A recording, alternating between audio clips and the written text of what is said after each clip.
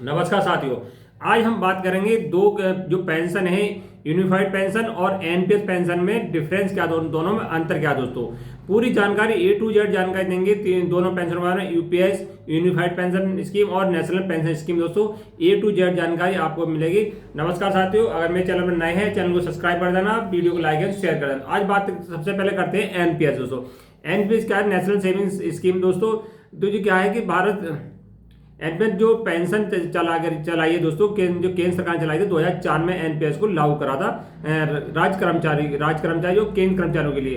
क्योंकि एनपीएस क्या था, इसमें आपको 60 साल जब आयु आपकी हो जाएगी तो जो जमा पैसा आपके जितना जमा पैसा होगा उसके 60% आपको मिल जाएगा। 40% जो पैसा बचेगा दोस्तों वो आपको आजीवन जब तक आप जिएंगे जब तक वो पेंशन आपके रूप में मिलता रहेगा, चाहे 1000 रुपये पेंशन या 2000 रुपये। ये एनपीएस का था दोस्तों। समय समय पर इसमें एनपीएस में नए नए चेंजिंग कर दिए गए दोस्तों। उस समय 10% था कर्मचारी का, जो कर्मचारी राज्य कर्मचारी हो या केंद्र कर्मचारी हो, उसका जो अपना उनका मूल वेतन था चाहे 50,000 हो तो उसका 10% 5,000 रुपये जमा होता था दोस्तों। और जो राज्य सरकार या केंद्र सरकार थी उस समय 10% जमा करती थी, 5,000 अब कर दिया 14% दोस्तों। यानी टोटल एनपीएस में अब इस समय हो रहा है 24% जमा हो रहा है हर साल 24% जमा हो रहा है। और ये 60 साल तक दोस्तों खाता मैच्योर होता है, 60 साल में ही आपकी पेंशन बनती है। इसमें पैसा पूरा एक मुश्त नहीं निकल सकता। कुछ कंडीशन है कि आपका 3 लाख से कम है तो पैसा एक मुश्त निकल सकता है, 3 लाख से अधिक है तो पैसा 60 साल में के बाद ही आपका निकलेगा। ऐसा नहीं है कि कंडीशन है दोस्तों, 3 बार 25-25 जो जमा पैसा है आपका वो 3 बार निकाल सकते हैं 25-25% करके। यानी आपका 1 लाख रुपए जमा है आपका खुद का दोस्तों, तो उसमें से 25,000 रुपये एक बार निकाल लेंगे, अगली बार 2 लाख जमा हो गया तो उससे 50,000 में निकाल लेंगे, 4 लाख हो गया उसका 25% 1 लाख रुपए दोस्तों। इस प्रकार से लाइफ में 3 बार ऑप्शन मिलता है पेंशन में पैसे निकालने का। अब बात कर लेते हैं कि पेंशन दोस्तों फिक्स है या नहीं है एनपीएस में। एनपीएस में क्या है कि पूरी शेयर मार्केट पे हिसाब है दोस्तों, कि शेयर मार्केट में जितना उतार चढ़ाव होगा दोस्तों, चाहे आपका 1,000 पेंशन मिल सकती है, 10,000 पेंशन मिलती है, 20,000 मिल सकती है, कोई वो नहीं है, निश्चित नहीं है कि कितनी पेंशन आपको एनपीएस के तहत मिलेगी। तो इसीलिए कर्मचारी इसका एनपीएस का विरोध कर रहे हैं कि बुढ़ापे में एक कुछ कंफर्म नहीं है कि कितनी पेंशन मिलेगी कर्मचारी को। कर्मचारी चाहते हैं कि हमें एक जो गारंटी पेंशन दी जाए कि एक मुश्त पेंशन हमें मिलती रहे और उस पर डीए महंगाई भत्ता भी मिले दोस्तों। ये कर्मचारी का मानना है, जो जैसे ओल्ड पेंशन में था। मगर एनपीएस में ऐसा कुछ नहीं है। एनपीएस जब कर्मचारी रिटायर होगा तो उसका 60%, मान लो 1 करोड़ रुपये कर्मचारी खाते में हुआ, 1 करोड़ रुपये से 60 लाख रुपए उसे नगद मिल जाएगा, 40,000 रुपये उसे पेंशन के रूप में आजीवन मिलता रहेगा। अगर वो 60 लाख को चाहता है कर्मचारी कि मैं 10 साल और उसे आगे बढ़ा दूं दोस्तों, तो उसका भी ऑप्शन है। यानी 60 साल में रिटायर हो रहा है कर्मचारी तो जो 60 लाख मिला है तो उसे 10 साल और बढ़ा सकता है, या 5 साल भी 10 साल जितना चाहे उतने साल बढ़ा सकता है। उस पर जो ब्याज है जो ब्याज समेत उसे मिलता रहेगा। यानी 60-70 साल में चाहिए 70 साल में मिल जाएगा। ये इसके डिफरेंस है दोस्तों, ये है एनपीएस। अब बात करते हैं यूनिफाइड पेंशन स्कीम। दोस्तों 2024 में तो लॉन्च हो गई मगर चालू होगी 2025 से। 2024 में केंद्र सरकार ने लागू करी है और 2025 से लागू अमल में आ जाएगी। जनवरी या फरवरी में जैसे नोटिफिकेशन आएगा उसके बारे में और बताएंगे।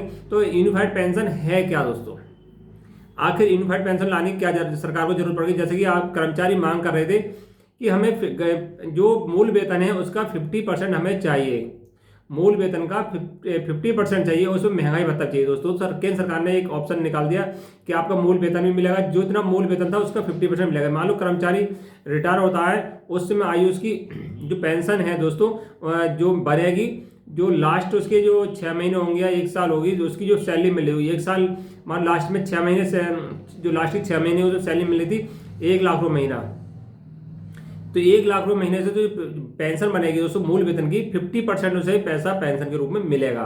और जो महंगाई बढ़ती रहती है, डीए वगैरह जो दोस्तों जो महंगाई बढ़ती है वो भी जो ओल्ड पेंशन मिलती थी उसी प्रकार एंड जो यूपीएस पेंशन है इसमें भी दोस्तों मिलेगी।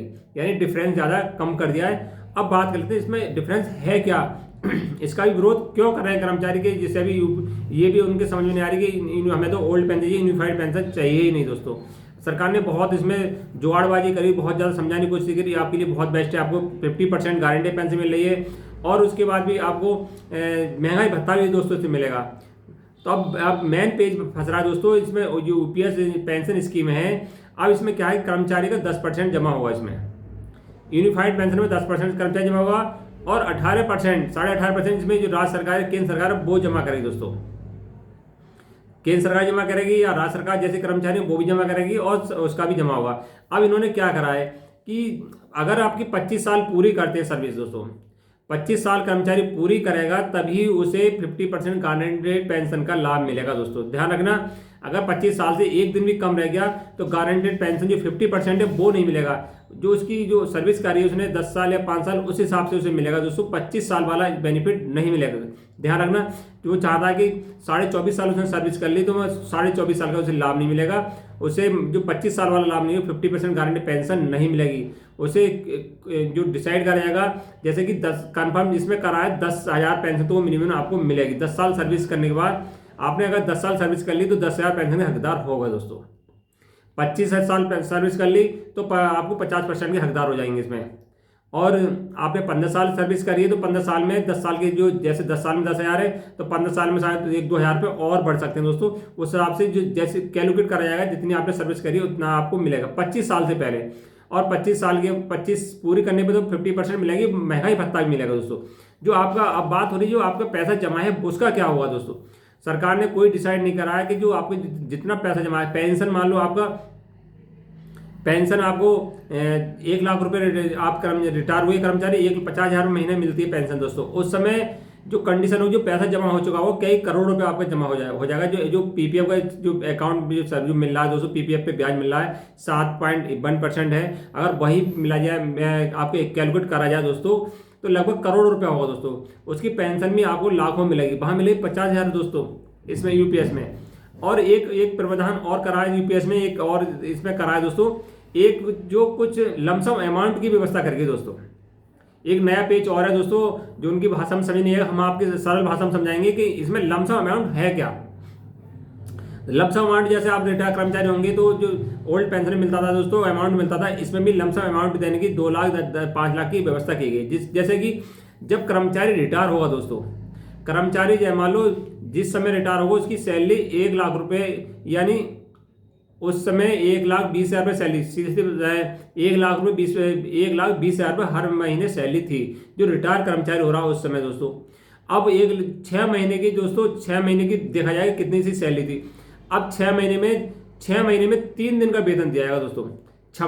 एक छमाही पे 3 दिन का वेतन जो आपको नगद में मिलेगा उस समय रिटायर हो गए। आपने सर्विस करी, मान लो 1 साल करी, तो 1 साल में क्या हुआ कि 2 छमाही होगी दोस्तों। किसी व्यक्ति में 10 साल सर्विस करी, 10 साल में 20 छमाही होती है दोस्तों। 10 साल में 20 छमाही होती है। उस समय जो महीने का वेतन मिलेगा उसका 3 दिन 1 छमाही मिलेगा दोस्तों।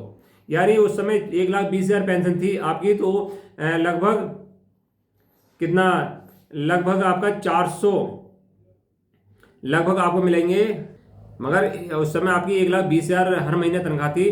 तो जो 6 महीने के दोस्तों छमाही 3 दिन का जुड़ेगा, तो एक छमाही पे 3 दिन का वेतन आपको मिलेगा। तो यानी 12,000 रुपये एक छमाही दोस्तों। एक साल में 1,12,000, एक छमाही में 12,000 रुपये दोस्तों, और 24,000 रुपये दोस्तों साल के दोस्तों। ये यानी 10 साल कोई सर्विस करता है तो उसे लगभग 2.5 लाख रुपए दोस्तों मिलेंगे, जो एक मुश्त पैसा मिलेगा दोस्तों लमसम अमाउंट। 10 साल सर्विस करी तो 2.5 लाख रुपए। अगर उसने 20 साल सर्विस करी है दोस्तों, उस समय जो मूल वेतन जो उसका वेतन होगा 20 साल में 5 लाख रुपए। अगर 30 साल सर्विस करी तो लमसम अमाउंट उसे लगभग मिल जाएगा दोस्तों 7.5 लाख रुपए। ये इसमें प्रावधान करा के लमसम अमाउंट दिया जाएगा। जो मूल वेतन हो, जो उस समय सैलरी होगी, उसका एक छमाही पे 3 दिन का दोस्तों, जितनी आपने छमाही सर्विस करी है उसका 3 दिन, एक छमाही में 3 दिन का नगद वेतन आपको दिया जाएगा। जितनी छमाही करी हो, 25 छमाही या 40 छमाही जितनी करी होंगी, उसका एक छमाही में 3 दिन का जो इस समय आपका वेतन होगा उसका हिसाब से 3 दिन का वेतन दिया जाएगा। ये लमसम अमाउंट इसमें करा गया दोस्तों। अब इसमें तब भी विरोध कर रहे हैं, कर्मचारी चाह रहे हैं कि हमारा कोई अंशदान नहीं हो, बस केवल हमें सरकार चाहे हम 20% करें या 10% करें, हमें तो केवल जो ओल्ड पेंशन थी उस हिसाब से हमें वेतन इसमें महंगाई भत्ता लगा के दे दिया है दोस्तों। सरकार का एक ही बस यही है कि इसमें 25 दिन जो गारंटी 25 साल है वो भी खत्म कर दिया है, कर्मचारी मांग रहे हैं।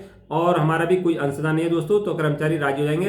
अब आने वाले समय में देखो, एनपीएस के लिए एनपीएस वाले जाना चाहते हैं ओपीएस में, तो उन्हें भी ऑप्शन मिल रहा है कि एक बार लाइफ में केवल एनपीएस वाले ओपीएस में नहीं, यूनिफाइड पेंशन में एक बार बाद जाने का मौका मिलेगा। अगर दोबारा एक बार पहुंच गए उसमें तो दोस्तों वो वापस दोबारा एनपीएस में नहीं आएंगे। तो ध्यान रखना, अगर एनपीएस वाले ओपीएस जाना चाह रहे हैं या यूनिफाइड पेंशन जाना है तो जा सकते हैं, पर केवल एक बार ऑप्शन मिल रहा है दोस्तों। और ये लमसम अमाउंट को केवल आपको बहुत दुविधा भरी उसमें परिभाषा में समझाया गया सरकार के द्वारा। हम केवल आपको सरल माध्यम समझा दिया कि जो उस समय वेतन होगा उस हिसाब से छमाई का 3 दिन का पैसा आपको नगद मिलेगा। जितनी छमाई करेंगे उस हिसाब 3 दिन से गुणा कर दीजिए, जो वेतन होता है दोस्तों वो लमसम अमाउंट आपको दे दिया जाएगा। वीडियो अच्छी लगे तो लाइक करें। नमस्कार।